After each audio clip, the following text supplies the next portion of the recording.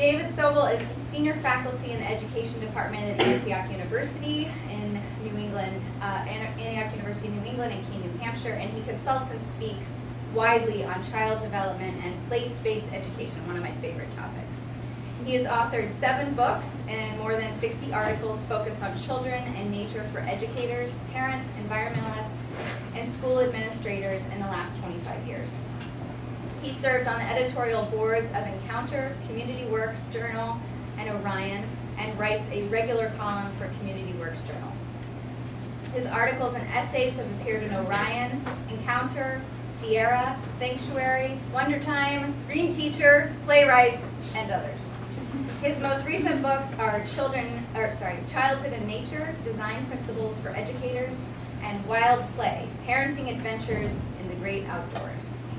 He was identified as one of the gurus and rock stars of environmental education in a feature article in Teacher Magazine. So see, I promised to have a rock star at every lecture series. Now you got it. And as one of the 2007 Daring Dozen Educational Leaders in Edutopia magazine. So please join me in welcoming David Sobel. I love the whole penguin ambiance when you just walk into the aquarium, and it brought me back to about 3 or 4 years ago. My daughter was doing a semester abroad in Chile, and so I went down to visit her, and so we were going to spend Christmas together in Chile, and I wanted it to be really special. So we figured out, we made this little trip to a village, a fishing village kind of on this way southern coast, where there's a penguin nesting colony, and spent Christmas Day kind of out in these boats in the kind of ragged Pacific, touring these nesting colonies. And penguins for real out there are even cuter and more appealing than they are right here. So it's great to have the aquarium give us the opportunity to kind of interact with wonderful wild creatures and kind of build that sense of empathy. So the task for me tonight is to kind of explore, we're going to explore together this idea of global climate change and how we deal with this issue with children. By children, I'm mostly going to be talking about kids from early childhood up through middle childhood, 3 to 12-year-olds.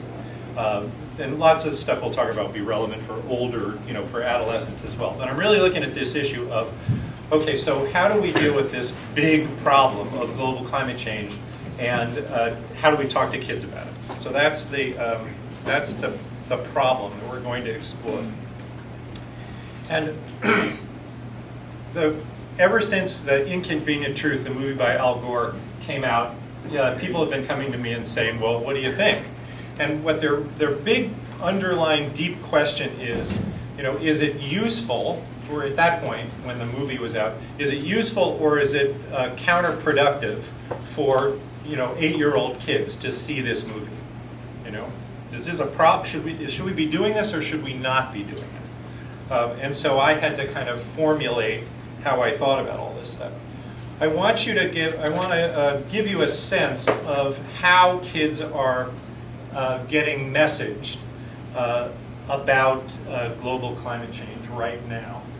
I'm going to have to expose my messy desktop here. Oh, that's not so messy right now.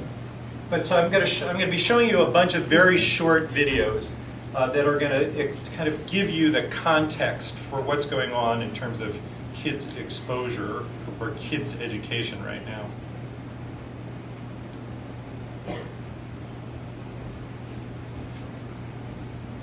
Oops.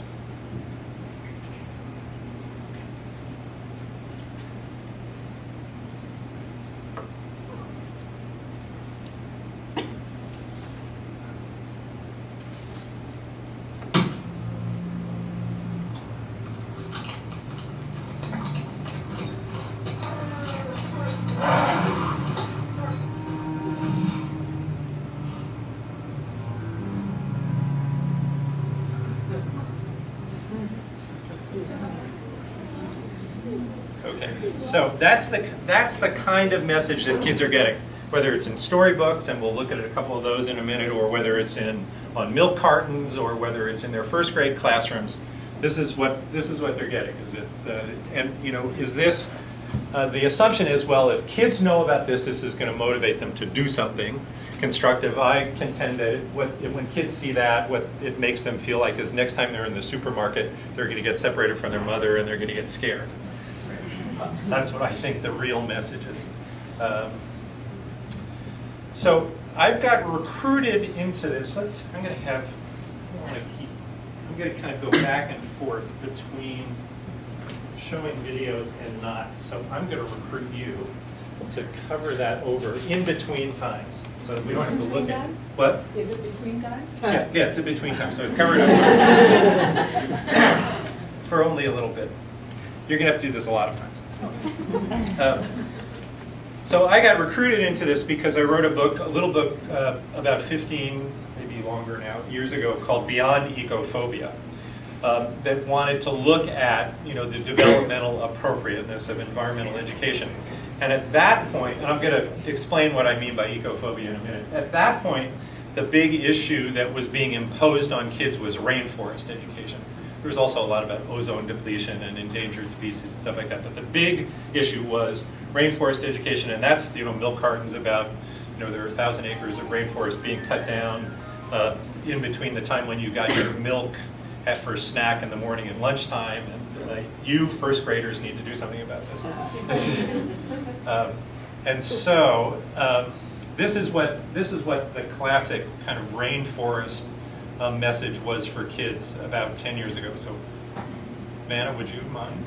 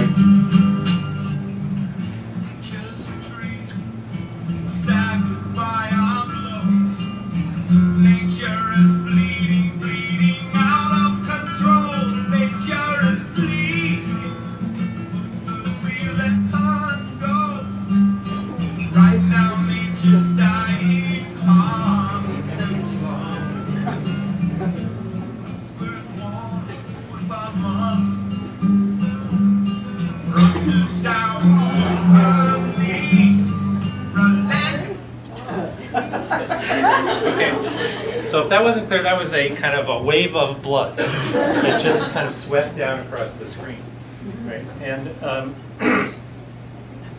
you know, people were kind of giggling nervously in there because it's upsetting, right? And so this is what kids are getting all the time, right? This kind of message. Now, I got sensitized to this when a student of mine, I teach kind of graduate students in education, a student of mine did a project in my conceptual development class, and he wanted to find out what it was that second graders were really interested in. And he figured, because if he understood what second graders were really interested in, then he was going to be doing an internship in a second grade classroom, then he could build the curriculum around second graders' interests. So he created this task of where you got 25 pictures of things that were part of kids' everyday lives.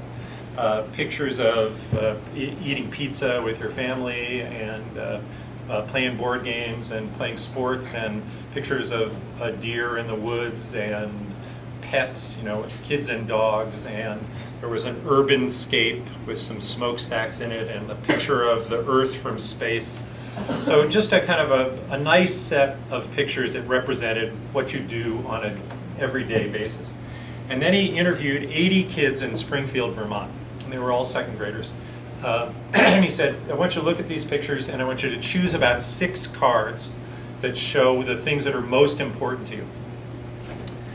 And so he did it with all the kids. He analyzed the data, and he found this odd bifurcation of the data. There were 2 very different response patterns. One response pattern was the kids were kind of cheery and really liked doing it, and they chose, dogs and pets and pizza and going on vacation with your parents, and they kind of what you'd want from a kind of nice Vermont kid childhood.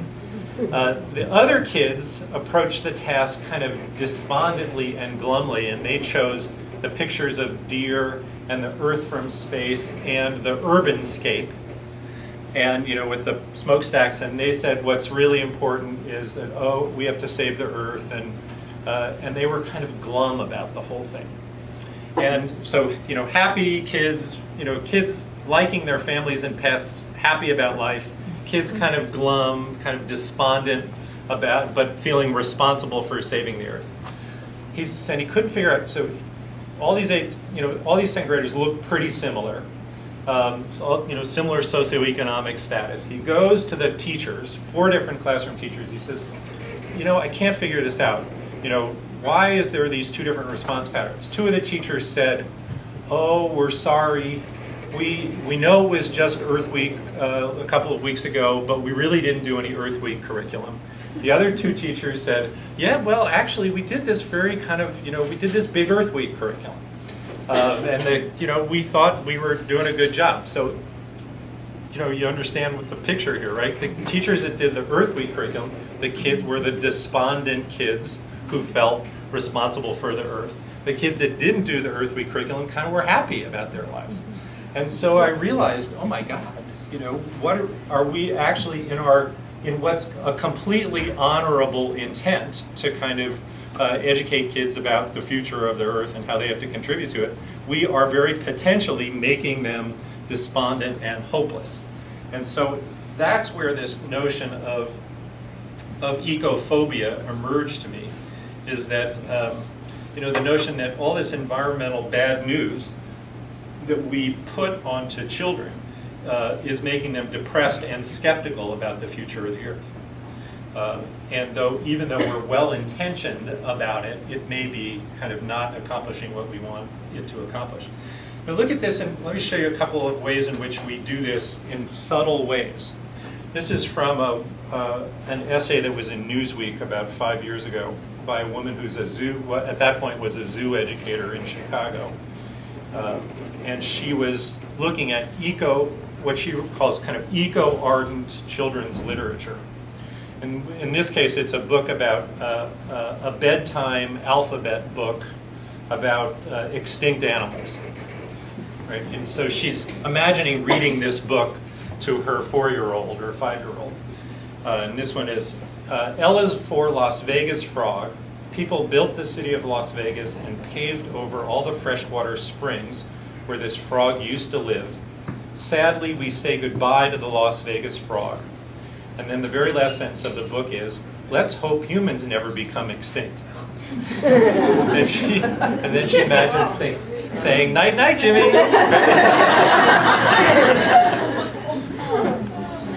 So the same thing is kind of happening now, right? The ice caps are melting and the mosquito populations are exploding, and there's more, more Lyme disease and equine encephalitis because of climate change, and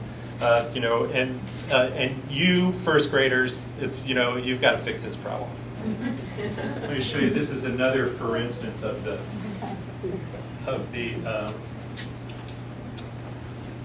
storybook kind of mindset.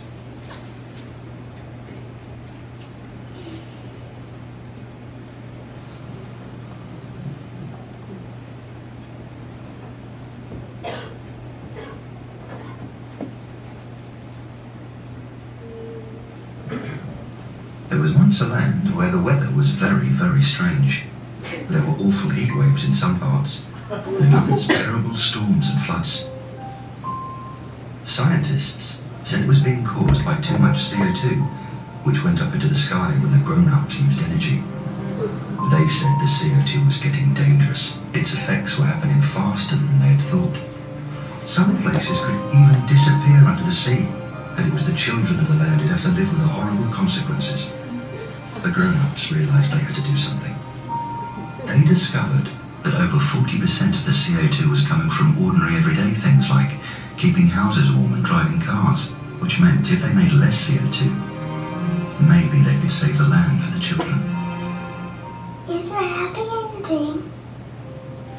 It's up to us how the story ends. See what you can do. Search online for ACT on CO2. Now, clearly that's a public service message. It's not intended for a child audience, but it illustrates exactly the problem of this is what kids are understanding, that this is a burden on their shoulders. So I want to suggest that if we do this a lot, then I want to show you what I think we're creating.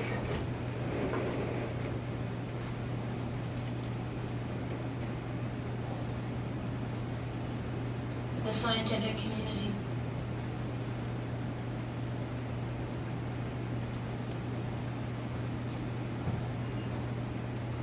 About the things you've done. Wait a second. The scientific community released a report that proves beyond a doubt that the Earth is getting warmer. This global warming is caused by things you grown-ups do, and by the things you've done. If drastic measures aren't taken soon, by the time I grow up, there won't be any fish left in the sea. Rainforests and clean air will be a thing of the past. Polar ice caps will be gone. Oceans will rise. Entire countries will disappear. Life will change in ways you can't even imagine. There could be famine, worldwide epidemics. Life expectancy will be lower. And we're not just talking about the future. We're talking about my future. This is no surprise. You adults have known about this for years. And though you could have done something about it, you haven't. You can say, it's not my problem. You can say, I won't be around in 50 years. But from now on, you can't say I didn't know. Starting today, the lines are drawn. You have to choose sides. Either you're for my future, or you're against it. You're a friend, or you're an enemy. It may just be a kid today, but tomorrow will be different. This is the last time I'll be talking to you adults. You've had your chance to fix this problem. Now we have ours. We won't be cute. We won't be patronized. We will not be denied our future.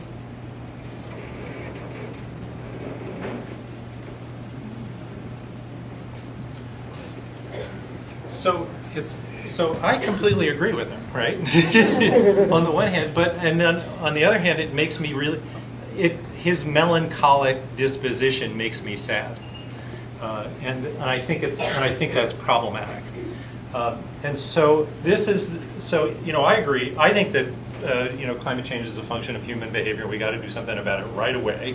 On the one hand, on the other hand, I think imposing the responsibility on young kids is counterproductive. So what do we do about it?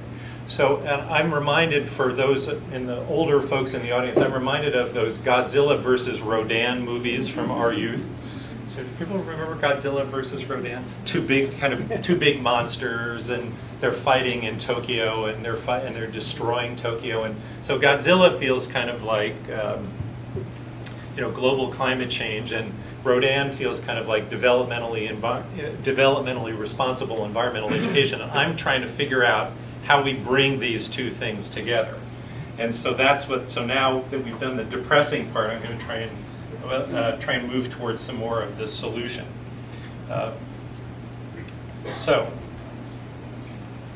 let me give you a couple of parent perspectives. When the Al Gore movie got made, he decided to do a whole bunch of climate change education training, and so he trained a whole lot of people around the country to be climate change educators.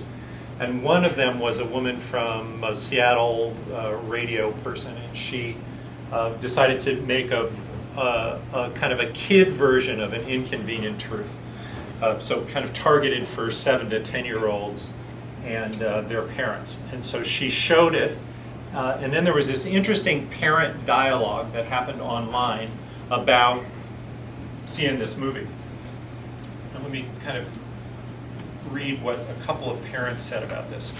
So one parent said, one concern to at least be aware of is if we hit kids before 6th grade too hard with environmental problems. They learn the facts, understands the issues are important, but don't become more environmentally active. Instead, they become overwhelmed. Younger kids may best be served by following the lead of Rachel Carson and building a sense of wonder and love for the earth. So that's what one parent said. Another parent responded to this and said, my son attended this show. He loved it and got a lot out of it. To those of you who worry about age appropriateness and unintended consequences, I say, oh, come on. Obviously, the critics haven't seen the show. In America, we've grounded our kids with materialism, egoism, violence, killing, convenience at any cost, and you're worried about ecophobia? Never mind that we're past the point of pussyfooting around. Our generation hasn't shown itself to have the gumption to fix our mess, so it falls upon our kids to actually do something. If we don't send children the message now, while they're young, they'll grow up to be the greedy, consuming jerks that we are. Now, both of those parents agree on the same outcome, but they disagree on how you get there. You know, they want kids that are going to grow up to be environmentally responsible adults, but they don't agree about the best way to get there. And so that's what I want to do, is look at how we get there. Now, I'm going to go in a kind of a tangent here. And I'm going to talk to you about an interesting study done by a guy for the Swiss National Science Foundation. And he wanted to look at the relationship between how people came to understand, how they got their understanding and knowledge about the environment, and their environmentally responsible behavior as adults. And in oversimplifying it, he looked at 2 different kinds of ways that you come to environmental knowledge. One was media exposure and exposure to media stories about environmental problems on the one hand, and on the other hand, knowledge that came from nature, engagement with local nature, and involvement in local environmental activism. So knowledge via the media of tragedies and problems versus knowledge of engagement with nature and real engagement with social activism. And he found that environmental behavior is less the result of learning and knowledge and more the result of particular environmental experiences. And that some environmental learning does not necessarily translate into more responsible behavior and can be counterproductive. So this is a really interesting issue here. So that what he's basically saying is that in some cases, knowledge decreases behavior. So that our whole notion that if we just tell them about this problem, it will motivate them to behave differently, it's not true. And at least in some cases, it's not true. And so that in fact, too much environmental knowledge can be counterproductive and can actually make you be less inclined to behave in a responsible fashion. And so he came up with 4 findings from this study, which I'm going to kind of use. And let me tell you what they are. He says, first, nature experiences seem to be a necessary condition for any kind of environmentally responsible behavior.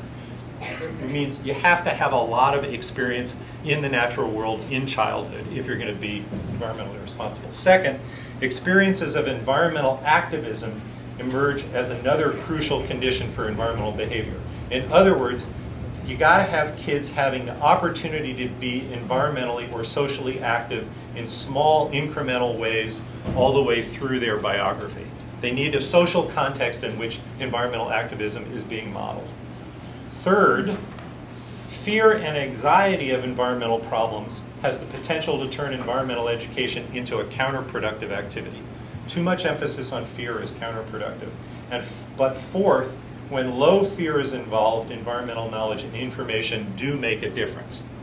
And so in other words, what he's saying is that what we have to do is manage the balance between fear and knowledge and hopefulness. And what I think we tend to do is do a whole lot of overemphasizing the fear and knowledge without a sense of kind of creating a sense of hopefulness. So let me show you, this notion resonates with a lot of other social marketing research, which says that when, like with smoking cessation, when you have too much of a focus on what the problems are with smoking, and not enough of a suggestion of how the change can happen and what the good outcomes of the change can be, then it doesn't work. So a lot of these social marketing campaigns understand that you've got to balance the fear with the hopefulness and the ways in which things can be better. So let me show you a kind of a message that starts out the same way as some of these other ones, but ends differently.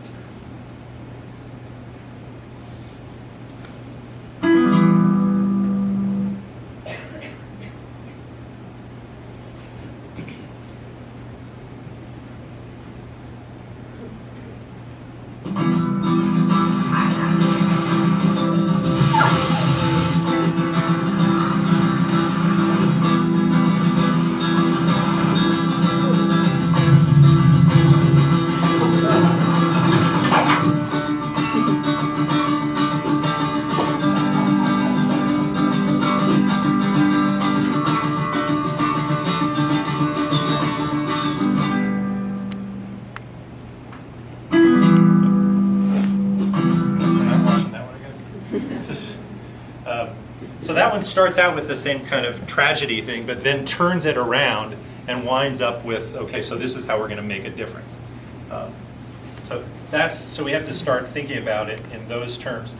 There's an interesting conversation that I followed on a conservation psychology listserv. Conservation psychology is this whole new field about, how do we actually, what's the psychology of getting people to behave in a conserving kinds of ways. And one guy from the British World Wildlife Fund says, as I understand it, people who are reminded of their mortality are more likely to engage in defense of their worldview. And there's evidence that reminders of mortality increase those behaviors that an individual believes will result in feelings of self-worth. That is, behaviors which assist in the maintenance of their worldview. Thus, concerns about death may increase materialistic tendencies, making people more desirous of money and consumer goods. And so therefore, it seems plausible, he says, to suggest that climate porn, the invocation of the impending death and destruction that climate change will wreak, could serve to drive people to increase their consumption, their ecological footprint, and therefore increase carbon use. So in other words, the fear, the climate porn, everything's going to hell in a handbasket, may push you back to being more consumptive rather than less consumptive. Okay. Now, so instead of the emphasis on doom and gloom kind of messages, let's look at another way in which you can do this messaging. Now, this is the X-rated part of the show, and you're gonna find this video. It's only 45 seconds long. You're gonna find it oddly provocative and tasteless, maybe, but you have to kind of watch, kind of see where it goes. This is not This is not something you would use with kids, but it conveys an interesting point. Oh, my son.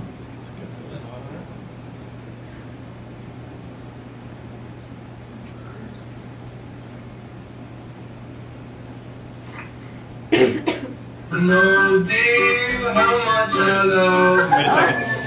Gotta see this Oh, one. my sun, oh, my sunshine, my only sunshine. You make me happy when skies gray. You'll never know, dear, how much I love you. Please don't take my sunshine away. Oh, you are my sunshine, my only sunshine. You make me happy when the skies gray. You'll never know, dear, how much I love you. My sunshine away. Until the sun shines out of your house, use an energy-efficient light bulb instead.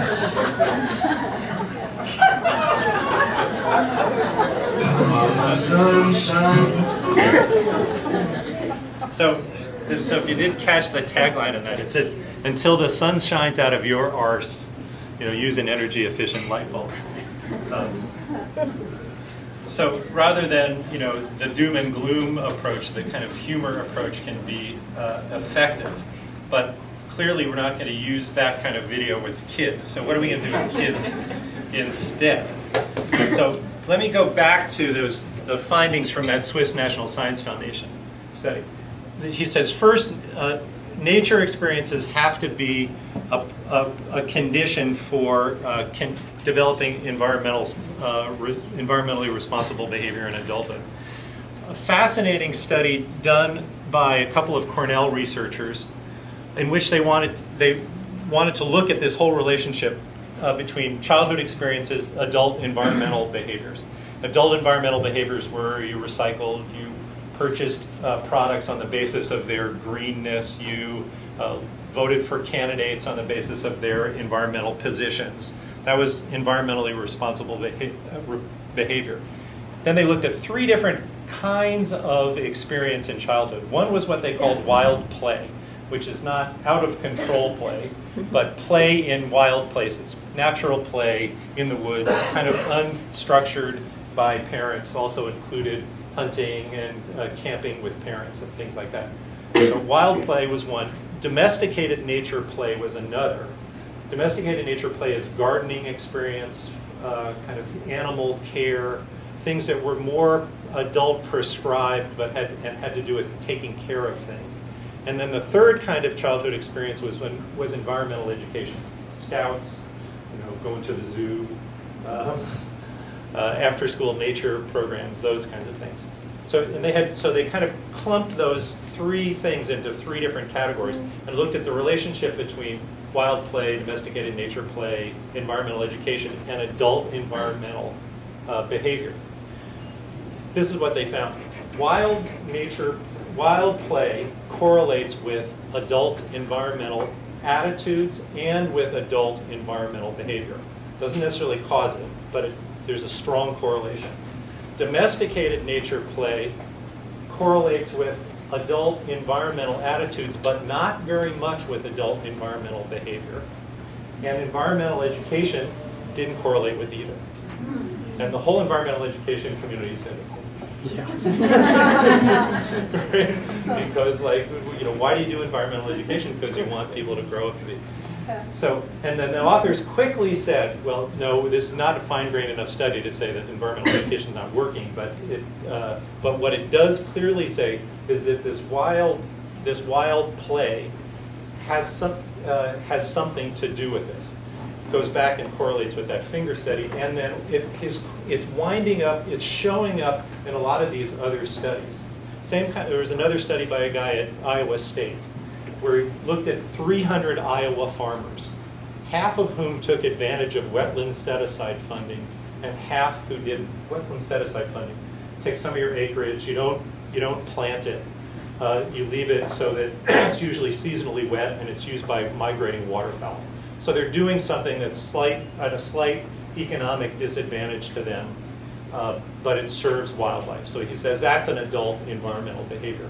And he goes back and he looks at, again, the kinds of childhood experiences and compares them between these 2 groups.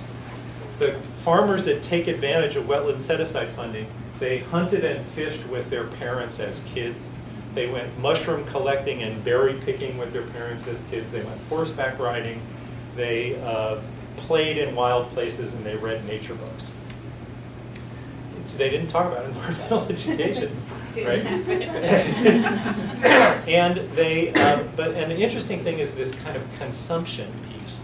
Is that the consumption piece, that you're actually eating stuff, you're collecting stuff to eat, and that you're doing it in conjunction with a parent that models environmentally responsible behavior. So the play in wild places thing keeps coming back as a recurring theme in terms of this stuff. So let me remind myself where I'm at.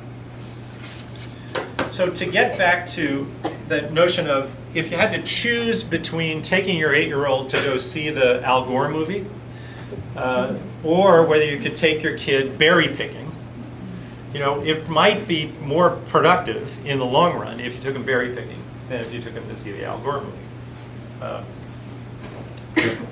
So what does this mean in terms of, what do we do on Monday in schools? And so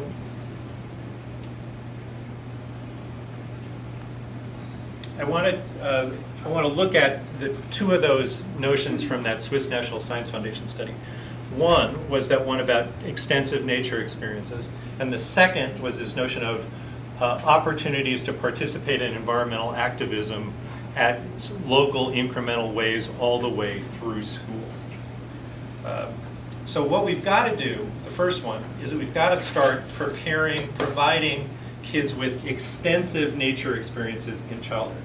Now, I've been completely intrigued by this whole forest kindergarten movement, in which, let me get this one up.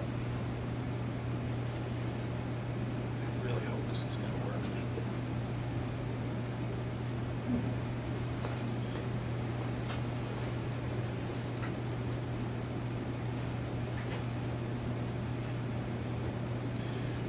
So the forest kindergarten notion is that started in Scandinavia about 20 years ago, is just starting to show up in the United States. Kids are in, kindergartners, 4 to 6-year-olds in kindergarten. There's no indoor facility. You're you're outdoors all day, as for however long the day is, half day, all day. There might be a tent. Happens in Scandinavia year round, and it's kind of cold and wet, and it's dark, and so I want to show you what this looks like. This is from one that's on Vashon Island in Puget Sound in Washington State.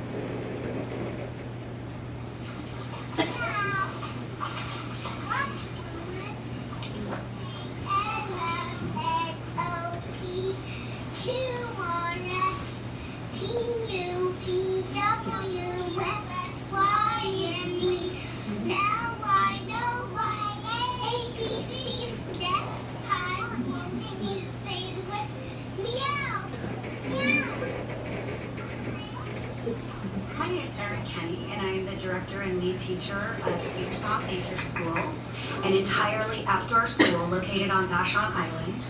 We run a forest kindergarten for children ages 3 to 5. It's an outdoor preschool. The children are out here no matter what the weather, rain, freezing, snow.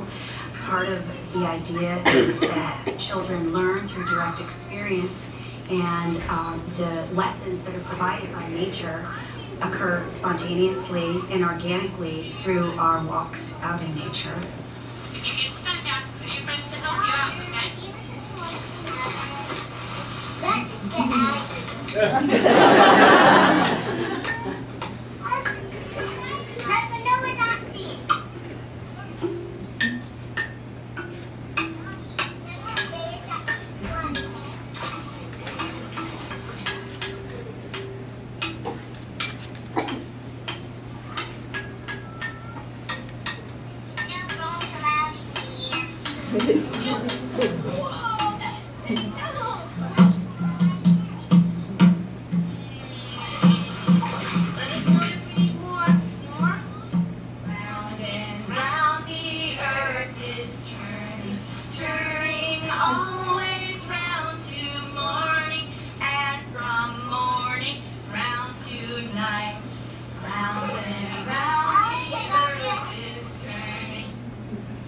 So I love that because it's cold, it's gray, it's muddy, it's uncomfortable, and the kids don't mind it a bit, right?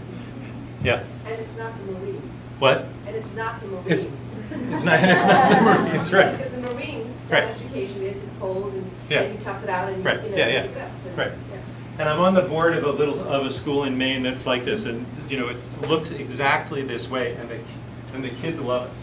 So we've got to figure out in school how whether it's in schools or whether it's other places, how we provide this kind of saturation in the natural world in childhood.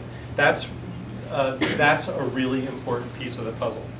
The other piece goes back to this notion of incremental opportunities to practice environmental activism.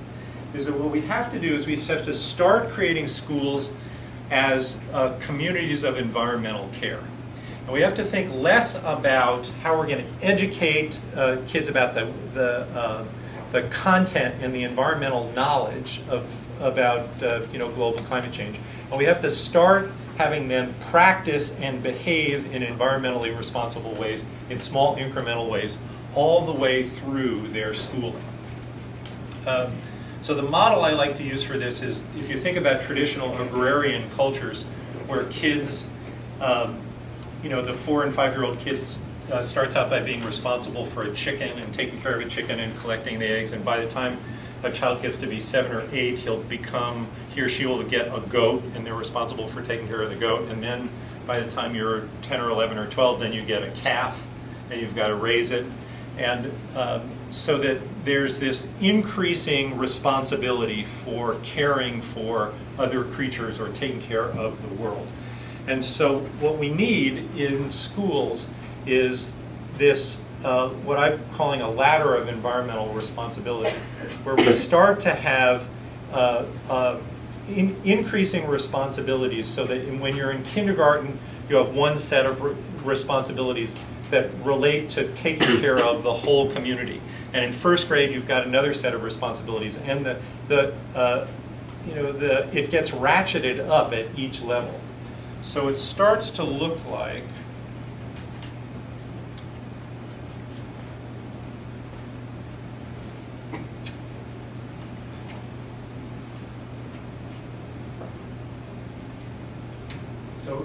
this Rachel Carson Elementary School doesn't exist. It's a fictitious elementary school. But there are schools that are starting to do this. So, and it's like, in classrooms, there's the chart of all the classroom jobs and who's going to be responsible for the job that week. There's the person who goes to pick up the milk, and there's the kid that takes the attendance list to the office.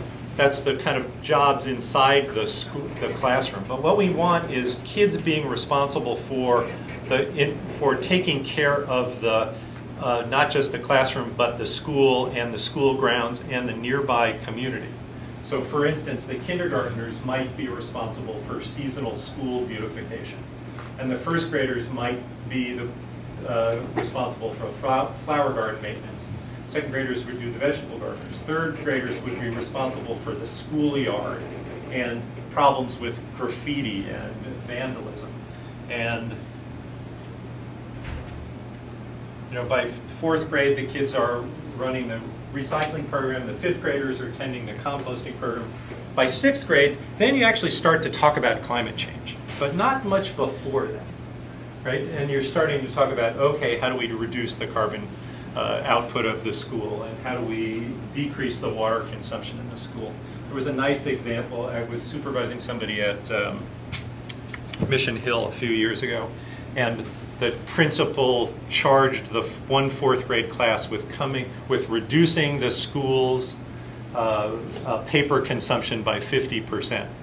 And so the kids had to figure out, okay, how are we going to create a recycling program? And the other interesting thing was that they had to figure out how they were going to do the public education campaign. So that they had to do the public education campaign so that they were educating all the rest of the classrooms and the faculty and staff in the school about why this was important and how they were going to do it. So not just the mechanics, but the public education piece about it. So you want this kind of progressive responsibility. And again, the important part here is its localness and its conceptual grabbableness. Is that this is, understanding, taking care of the flower garden kids get. Taking care of, stopping rainforest destruction. Like, how do you do that, right? But if you move kids up through this kind of ladder of responsibility, they'll get to the point of being able to deal with these bigger problems if they've had lots of success at lots of small incremental opportunities all along the way. So let's look at what some of these things look like. Where is it?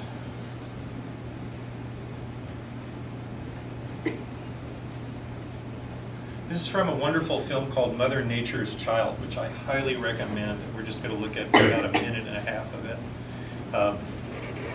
This is from a Baltimore elementary school.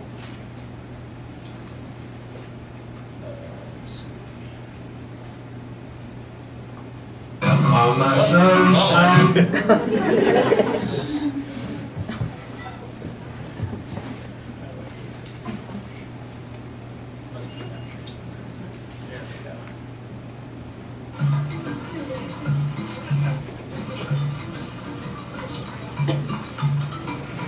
Sixth graders pulled the cement so that there'll be more grass in nature, and we planted the bird and butterfly garden to beautify and help birds and butterflies and insects have a quieter and peaceful habitat.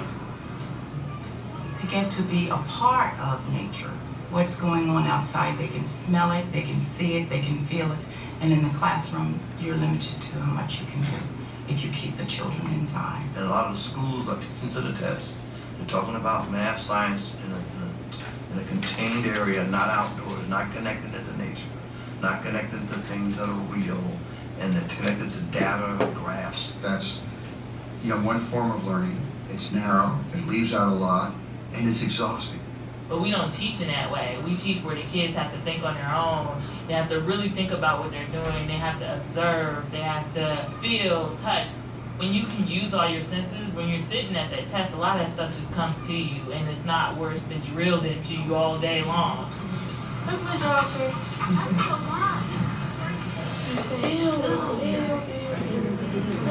you are sitting around watching TV or playing on the computer, you'll see things like outside nature things, but you don't want to explore it by watching TV. When you watch TV, you don't have experience. It's just not that fun just to watch it. It's fun more to see it and to observe it and see what kind of things is going on with it.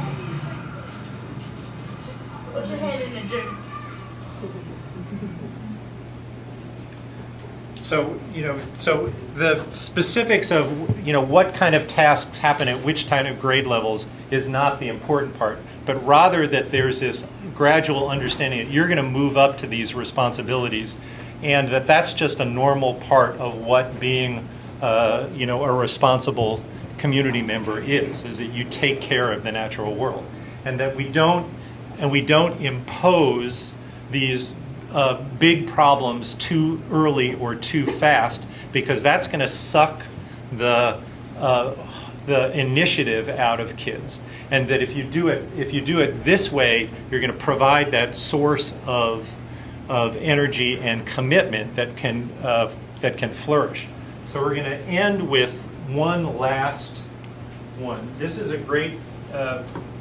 This is great because it's a teacher who started doing an endangered species unit about jaguars and other charismatic megafauna, and she realized that was not the right approach, and she realized that she needed, if she was going to do something on endangered species, she had to do something that focused on a local endangered species in her neighborhood. And so this is in Northern California in Marin County, and she gets her kids involved in a project to help protect the habitat of California freshwater shrimp. California freshwater shrimp is the classic antithesis of charismatic megafauna. It's an uncharismatic microfauna. These tiny little translucent shrimp that are about this big. but it gets nicely at this development of hope. That. Go back to here.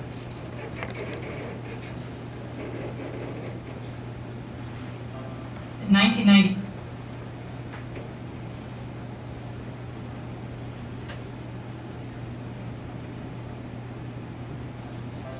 In 1992, I was teaching 4th grade, and I showed a video on endangered species and watched my students sink lower and lower in their seats until it was done. And then one boy raised his hand and he said, "Mrs. Rogers, what can we do to help endangered species?" And that's when I looked at him and I knew I couldn't say, you know, let's write letters or let's do a study, that we really needed to do something big.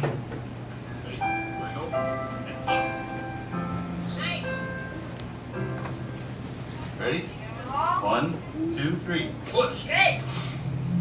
And then wiggle. I was a little taken aback. I wasn't quite sure, you know, if I wanted to have a bunch of the school kids coming out and running around on my property. Freshwater shrimp? You know, what's that little thing? I never saw one of those. Who cares? The last one. 1, 2, 3. I don't think there's a lot of learning, especially with children this age, unless they're actually doing the projects themselves. Can you get in one more inch? Perfect. That's going to be a happy little tree. Okay. Many times they'll say the work was hard, but it was fun. And then I'll ask them, well, why did we do this today? What was the point of all this hard work? And they'll say, to help animals. Well, What kind of plants do you really? We have the whole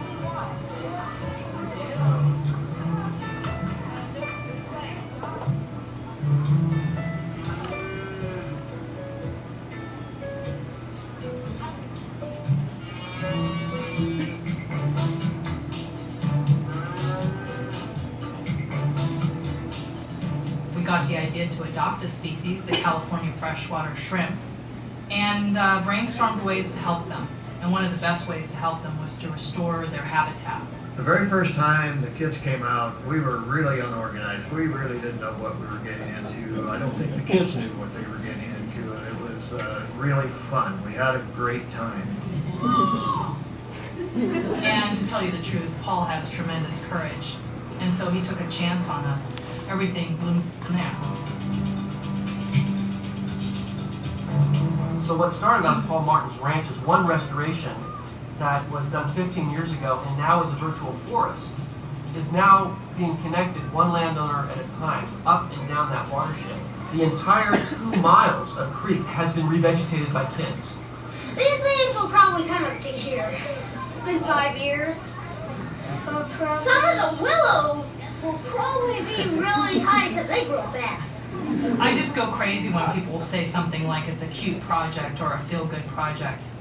That makes me go crazy. I think one of the most important things about the project is that we take the work seriously and we take the students seriously.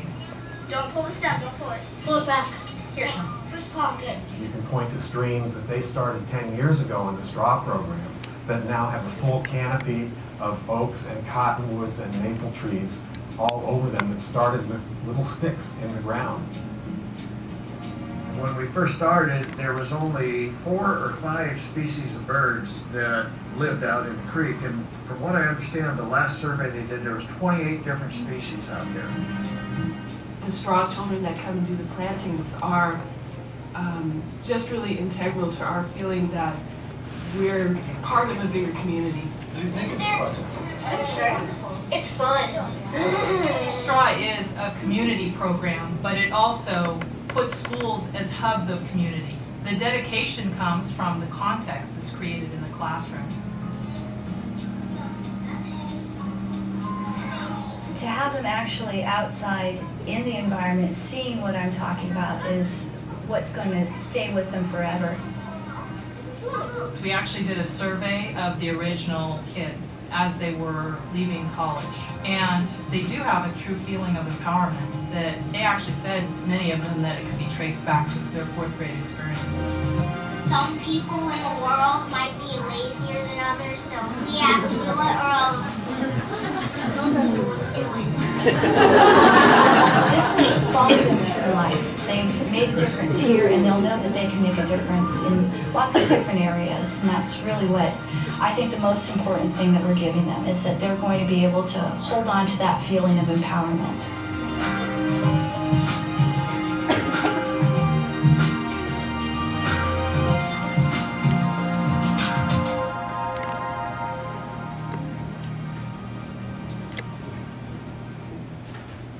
So I want you to compare the affect of the kids at the end of that video with the kid in the hooded sweatshirt, you know, like kind of the melancholic, angry kid versus the kids who have a sense of agency and a certain kind of, a sense of hopefulness about what they can do. And that what we have to do is create schools as cultures of building that kind of sense of agency and a commitment to making change, and that we can hold back on the bad news stuff and filter it in small enough increments while we build that sense of hopefulness and agency, and that's going to get us to the place where we've got kids willing to take on the big problems that we've got to face. So I'm done.